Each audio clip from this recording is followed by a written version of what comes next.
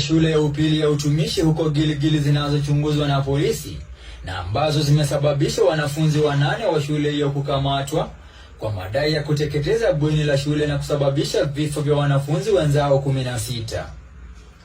Picha hizo zinaonyesha wanafunzi 5 wakitembea kwenye bweni hilo la Merlin Waithera mwendo wa saa 6:10 usiku.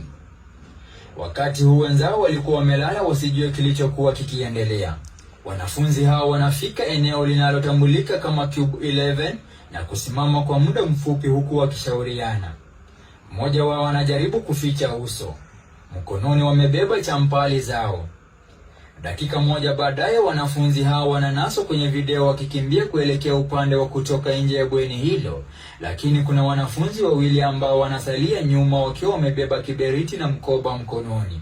Wanafunzi hao wanawasha moto na kisha wanaondoka wakitembea bila wasiwasi wowote. Hatua chache kutoka hapo wanafika eneo lingine kwenye bweni hilo ambalo kulikuwa na matandiko na kuwasha moto tena. Baada ya kuhakikisha moto huo umeshika, washukiwa wanatembea na kutoka kwenye bweni hilo huku wakiwacha moto ukiendelea kusambaa huku wenzao wakiwa wamelala. Mwendo wa saa 6:13 moto ulionekana kuendelea kusambaa kwa kasi. Kuna baadhi ya wanafunzi waliogutushwa kutoka kwa usingizi na wanaonekana wakikimbilia usalama wao.